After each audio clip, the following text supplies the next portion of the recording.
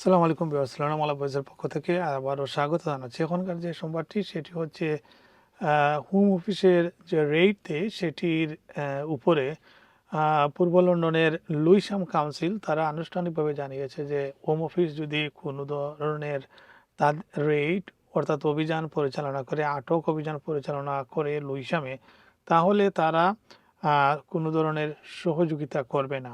অর্থাৎ হোম অফিসকে তারা সহযোগিতা করবে না। অবৈধভাবে কাজে যারা আছেন তাদেরকে আটকের সময়ে এই নিউজটি এসেছে বিবিসিতে এবং তাদের কাউন্সিলের ফুল মিটিংয়ে এটি নিয়ে আলোচনা হয়েছে এবং সেখানে এই নিউজটি আমরা দেখতে পেয়েছি এবং যেটি বলা হচ্ছে যে আইনগতভাবে যতটা সম্ভব কোনো সহায়তা না করার সিদ্ধান্ত নিয়েছে কাউন্সিলটি।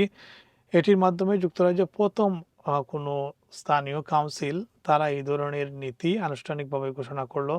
বুধবার টাউন হলে অনুষ্ঠিত পূর্ণাঙ্গ কাউন্সিল সভায় গ্রিন পার্টির এই প্রস্তাবটি অনুমোদিত হয়।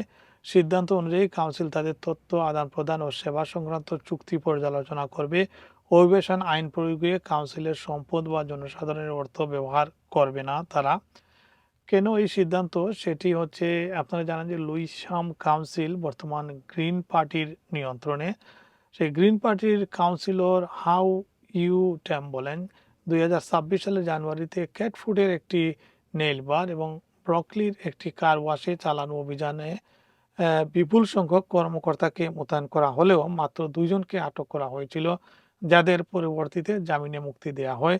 তিনি অভিযোগ করেন অভিযানের সময় চীনা নারী কর্মীদের হাতকড়া পরিয়ে ভিডিও ধারণ করা হয় এবং তাদের ভয়ভীতি দেখানো হয়, যদিও কাউকে গ্রেফতার করা হয়নি। তার ভাষায় এটি আইন প্রয়োগ নয় বরং নিষ্ঠুরতার রাজনৈতিক প্রদর্শনী। এসব অভিযান আমাদের কমিউনিটিকে আরও নিরাপদ করছে এমন কোনো প্রমাণ নেই।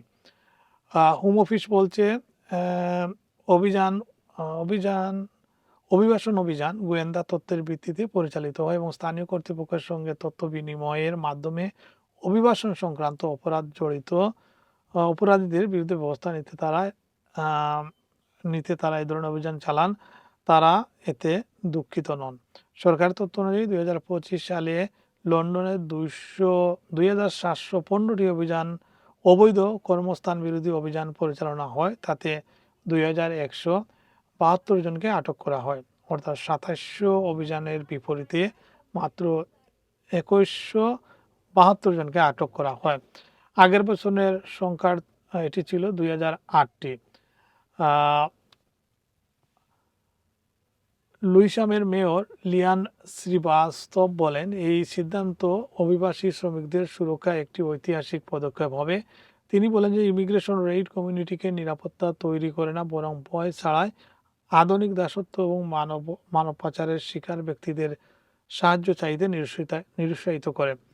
তো তারা আনুষ্ঠানিকভাবে লুইসাম কাউন্সিল এটি নিষেধ করেছে। এটি অভিবাসী অধ্যুষিত অঞ্চলগুলো অর্থাৎ পূর্ব লন্ডনের ভাড়াগুলোর জন্য খুবই, বাসিন্দাদের যারা অভিবাসী যারা এখনো বৈধভাবে তাদের কাগজপত্র ঠিক করতে পারেনি তাদের জন্য খুবই একটি আশাব্যঞ্জক নিউজ হচ্ছে লুইসাম কাউন্সিলের এই সংবাদটি। ধন্যবাদ সবাইকে।